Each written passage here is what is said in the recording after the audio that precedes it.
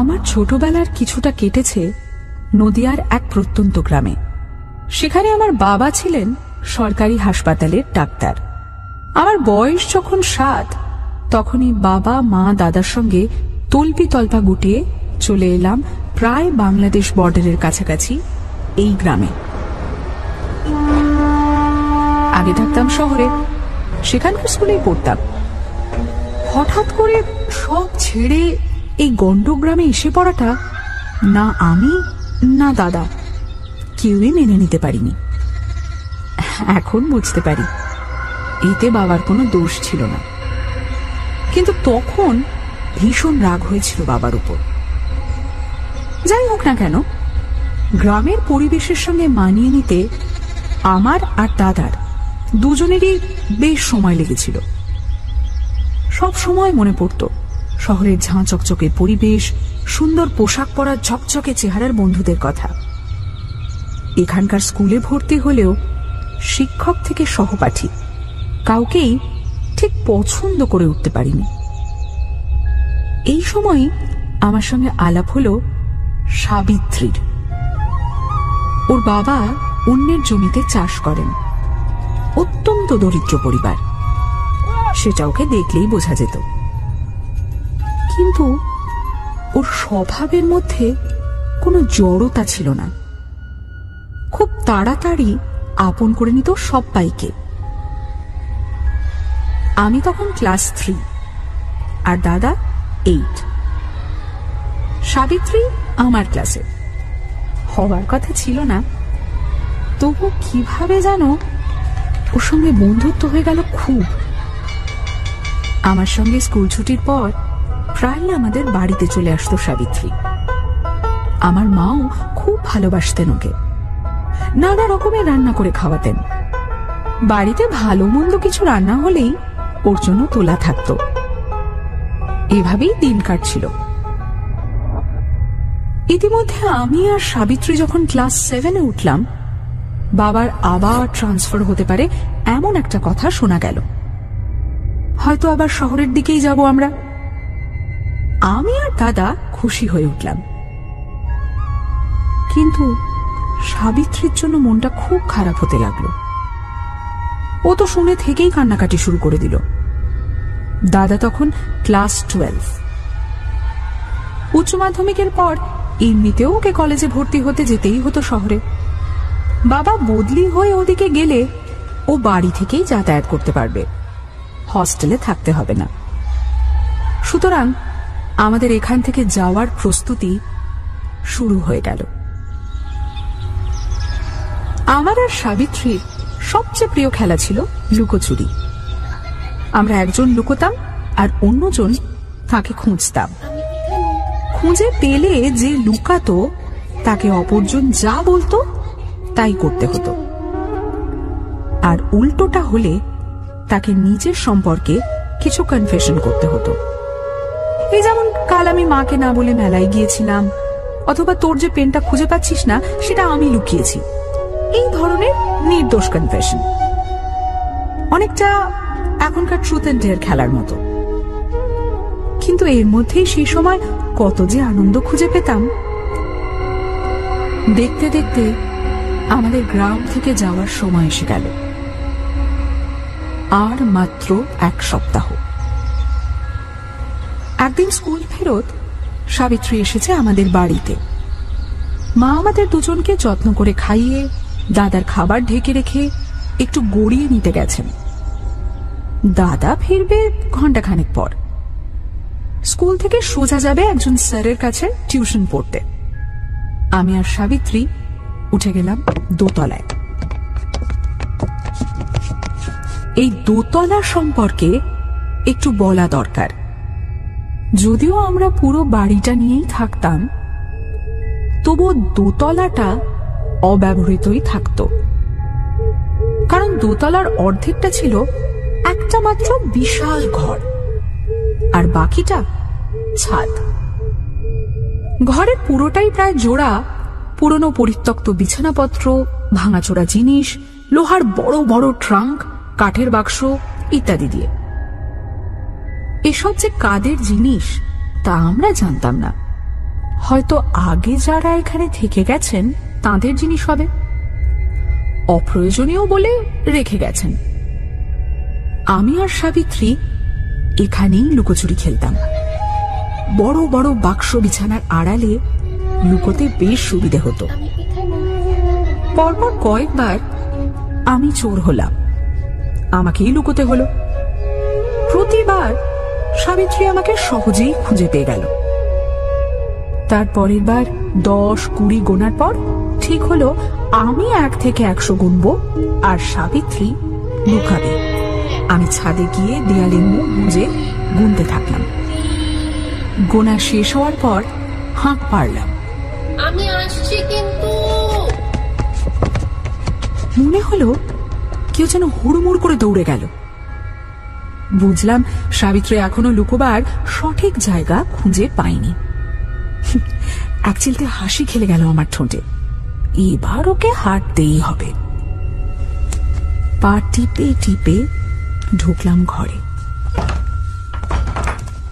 সাধারণত যেসব জায়গায় আমরা লুকোতাম সব জায়গা তন্ন তন্ন করে খুঁজে ফেললাম। কি আশ্চর্য, সাবিত্রী যেন ভ্যানিশ করে গেছে। একবার ভাবলাম ও নিচে লুকায়নি তো, কিন্তু কিন্তু সেটা তো খেলার নিয়মের বাইরে। কোথাও থেকে একটা চাপা একটানা কক কক কক শব্দ ভেসে আসছে। নিস্তব্ধ দুপুরে হয়তো কোনো নিঃসঙ্গ পাখি সঙ্গীকে ডাকছে। বাইরে ছাদের দিকে চেয়ে দেখলাম পড়ন্ত রোদের শেষ আভায় কেমন যেন মন খারাপ মিশে। হঠাৎ হঠাৎ মনটা খুব হু হু করে উঠল। সাবিত্রী আমাকে না বলে সেই যে চলে গেল, আর ওর খোঁজ পেলাম না। যে 1 সপ্তাহ আমরা ওখানে ছিলাম শুধু গ্রাম জুড়ে খোঁজাখুঁজি আর ওর বাবা মায়ের অসহায় কান্না। আমি মাঝে মাঝেই দোতলায় উঠে যেতাম বলে মা দোতলায় তালা দিয়ে দিলেন। সেই যে দৌড়ানোর শব্দ, ওটাই ছিল আমার কাছে সাবিত্রীর শেষ স্মৃতি। কিন্তু নির্জন দুপুরে বা ঘুম না আসা রাতে প্রায়ই শুনতাম সাবিত্রী আমাকে চাপা গলায় ডাকছে, আমাকে এখান থেকে নিয়ে যা, আমাকে এখান থেকে নিয়ে যা শম্পা, এখান থেকে নিয়ে যা। চিৎকার করে অজ্ঞান হয়ে গেছি বহুবার। বাবা বলতেন ব্যাপারটা সাইকোলজিক্যাল, এখান থেকে দূরে গেলেই সব ঠিক হয়ে যাবে। মা কাঁদতেন আমার জন্য, সাবিত্রীর জন্য। দাদা গম্ভীর মুখে বাড়ি থেকে বেরিয়ে যেত। ওর গলার সোনার চেনটাও হারিয়ে গিয়েছিল সেদিনই। আমরা এই ঘটনার পর যে 1 সপ্তাহ ছিলাম তার মধ্যে শুধু আমি যে ওর ডাক শুনতে পেতাম তা নয়, মাও এক রাতে ঘুম ভেঙে ওকে দাঁড়িয়ে থাকতে দেখেছিলেন দরজার পাশে। বাবা খুব বকেছিলেন মাকে। কোথায় আমাকে সাহস দেবে তা না, উল্টে নিজেও এসব ভুলভাল দেখতে শুরু করেছে। তবে মায়ের মুখ দেখে বুঝেছিলাম মা ভুল দেখেননি।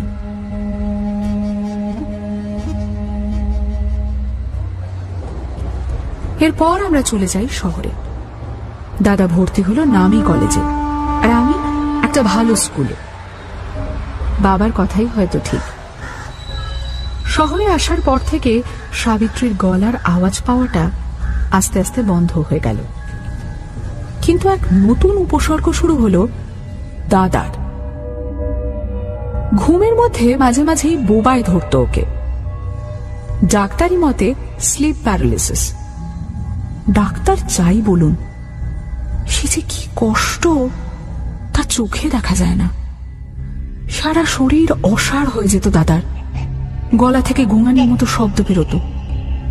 শব্দটাও অদ্ভুত, কক কক কক, যেন যেন সাপের মুখে পড়া ব্যাঙ। দু চোখ বন্ধ, অথচ হাত পা টান করে যেন কোনো অদৃশ্য শক্তির সঙ্গে লড়াইতে মেতেছ। মিনিট 10 স্থায়ী হতো এই অবস্থা, তারপর নিজেই ঠিক হয়েছে তো আস্তে আস্তে। ডাক্তার বলেছিলেন এরকম হলে ওকে জাগিয়ে দিতে, কিন্তু অদ্ভুত ব্যাপার হলো যতক্ষণ না ও নিজে থেকে জাগতো ততক্ষণ কিছুতেই ওকে জাগানো যেত না। কিছু পরে ঘেমে স্নান করে জেগে উঠত দাদা। মা স্থানীয় এক মন্দির থেকে তাবিজ এনে একটা নতুন সোনার চেন করে ওকে পরিয়ে দিলেন, কিন্তু কাজ খুব একটা হলো না।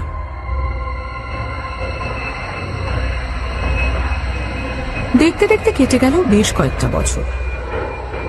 দাদা পোস্ট ডক্টরেট করতে চলে গেল ইটালি। আমি মেডিকেলের সুযোগ পেয়ে পড়তে এলাম নদিয়ার একটি সরকারি মেডিকেল কলেজে। আমাদের কলেজ থেকে আমার সেই ছোটবেলার গ্রাম মাত্র 22 কিলোমিটার পথ। ঠিক করলাম একদিন যাব। সাবিত্রীর বাবা মায়ের সঙ্গে দেখা করতে খুব ইচ্ছে করছিল। একদিন কাউকে কিছু না বলে চলেও গেলাম। সেদিন ঘোর বর্ষা, আকাশ সারাদিন মেঘে ঢাকা, মাঝে মাঝেই ঝমঝমিয়ে বৃষ্টি নামছে। সাবিত্রীদের বাড়ির অবস্থা আরো খারাপ হয়েছে। ওর মা তো আমাকে চিনতেই পারলেন না। কাকু মানে ওর বাবা একবারই চিনে ফেলে ব্যস্ত হয়ে পড়লেন। কোথায় বসাবেন, কি খাওয়াবেন সেই চিন্তা করতে লাগলেন। আমি অবশ্য ওকে বললাম এসব নিয়ে চিন্তা না করতে। মাটির ধুলো মাখা দাওয়ায় বসে পড়লাম। কাকুর কাছেই শুনলাম সাবিত্রীর মা ও নিখোঁজ হয়ে যাওয়ার পর থেকেই মানসিক ভারসাম্য হারিয়ে ফেলেছেন। কাকুকে ছাড়া কাউকে চিনতেই পারেন না। মাঝে মাঝে দুপুরে ভাত বেড়ে বসে থাকেন সাবিত্রী স্কুল থেকে ফিরে খাবে বলে। আমি বেশিক্ষণ বসতে পারলাম না, বড্ড কষ্ট হচ্ছিল। কাকুর কাছ থেকে বিদায় নিয়ে উঠে পড়লাম। ফেরার সময় একবার এলাম আমাদের পুরনো বাড়ির সামনে। তখন প্রায় সন্ধে নেমে এসেছে। অদ্ভুত ব্যাপার, বাড়িটা মনে হলো ফাঁকা, কোনো আলো দেখতে পেলাম না। উপর দিকে তাকালাম, সেই দোতলার ঘরের বন্ধ জানলা। একটা জানলার কাঁচ কোনা করে ভাঙা। ছিপছিপে বৃষ্টিতে মনে হলো কেউ যেন দাঁড়িয়ে আছে। বুকটা কেমন ধক করে উঠল। ওই তো অন্ধকারে প্রায় মিশে কে যেন হাতছানি দিয়ে ডাকছে আমায়। বশীভূতের মতো ঢুকে গেলাম বাড়িতে। দরজা খোলা, সোজা উঠে গেলাম দোতলায়। মাঝে দরজায় তালা দিয়ে রেখেছিল, সেটাও খোলা। কি জানি আমাদের পরে আরো কতজন থেকে গেছে এখানে। দরজায় হাত ঠেকাতেই খুলে গেল দরজা। ঘরের ভাঙা জানলা দিয়ে রাস্তার আলো এসে পড়েছে কোনাচে করে। তাতেই দেখলাম ঘরের মাঝখানে দাঁড়িয়ে সাবিত্রী। স্কুল ড্রেস পরা ক্লাস 7-এর সাবিত্রী। আমি এগোতেই ও প্রথম হাত দিয়ে ইশারা করে আমাকে থামতে বলল। এক মুহূর্তে বুঝে গেলাম ঘটনা। লুকোতে গিয়ে সাবিত্রী ঢুকেছিল এই ট্রাঙ্কে। কোনোভাবে সেটা লক হয়ে যায়, কিন্তু একটা কথা মাথায় এলো না, ট্রাঙ্কের ওপর অত বিছানাপত্র চাপালো কে? ওগুলো না থাকলে হয়তো তখনই ট্রাঙ্ক খুলে দেখা হতো। আরো একবার টর্চের আলোয় দেখতে গিয়ে চোখে পড়ল কঙ্কালের হাতে চকচক করছে কিছু একটা ধাতব বস্তু। নিচু হয়ে টেনে তুললাম একটা সোনার চেন। আর চেনটা আমার খুব চেনা। কেন যেন আমার একটু ভয় করছে না। সাবিত্রী আমার একদম কাছে দাঁড়িয়ে আছে। ওর কালো হয়ে যাওয়া মুখটা, করুণ চোখটা, সব সব আমার খুব খুব কাছে। হাত বাড়ালাম ওকে জড়িয়ে ধরবো বলে। একটা আর্তনাদ যেন চাপা কান্নার মতো একরাশ গরম হাওয়া ছড়িয়ে দিয়ে বেরিয়ে গেল জানলার ভাঙা অংশ দিয়ে। আর আমি ছুটে গেলাম সাবিত্রীর বাবার কাছে। সাবিত্রীর শেষকৃত্যের পর আমি ফিরলাম হস্টেলে। তবে একটা শেষ কাজ বাকি ছিল। কিন্তু যাকে আমার দরকার সে তো এখন বিদেশে। আমাকে অপেক্ষা করতে হবে তার ফেরার। যদিও এখন আমার কাছে সব পরিষ্কার। সেদিন কোনো কারণে দাদা টিউশন থেকে তাড়াতাড়ি ফিরেছিল। দোতলার ঘরে সাবিত্রীকে একা পেয়ে কোনোভাবে সুযোগ নিতে চেয়েছিল। সাবিত্রীর কাছে বাধা পেয়ে আক্রোশ চরিতার্থ করতে ও ট্রাঙ্কে লুকোতে ট্রাঙ্ক লক করে উপরে বিছানার পাহাড় চাপিয়ে নেমে যায় নিচে। এই সময়ই কোনোভাবে দাদার চেনটা রয়ে যায় সাবিত্রীর হাতে। আমি তখন ছাদে 1, 2 গুনছি। আমার সাড়া পেয়ে দাদা পালিয়েছিল দুর্দার করে। সেই পায়ের শব্দই পেয়েছিলাম আমি। আর দম বন্ধ হয়ে মরতে বসা সাবিত্রীর গলা থেকে বেরিয়ে আসা কক কক শব্দটাকে আমি ভেবেছিলাম কোনো পাখির ডাক। নিজের অজান্তেই চোখ থেকে জল গড়িয়ে পড়ে আমার। এর শাস্তি পেতেই হবে দাদাকে। যদিও অনেক বছর ধরেই যে কষ্ট সাবিত্রী পেয়েছিল সে কষ্ট নিজেও অনুভব করেছিল ও। জানি না সত্যি কোনো রোগ নাকি পাপের প্রায়শ্চিত্ত ছিল ওটা দাদার। স্লিপ প্যারালিসিস, কে জানে। পরদিন ভোরবেলা বাবার কাছ থেকে ফোন পেলাম। গতকাল রাতে ইটলিতে দাদার মৃতদেহ পাওয়া গেছে ওর ফ্ল্যাটে। তদন্ত হবে, পোস্টমর্টম হবে। তবে আপাতভাবে পুলিশ মনে করছে ঘুমের মধ্যে কোনোভাবে দম বন্ধ হয়ে মৃত্যু। বাড়ির উদ্দেশ্যে রওনা হলাম। এ সময় মায়ের পাশে থাকাটা দরকার। ট্রেনে যেতে যেতে ব্রিজ থেকে হাত বাড়িয়ে দাদার সোনার চেনটা ফেলে দিলাম নদীর জলে।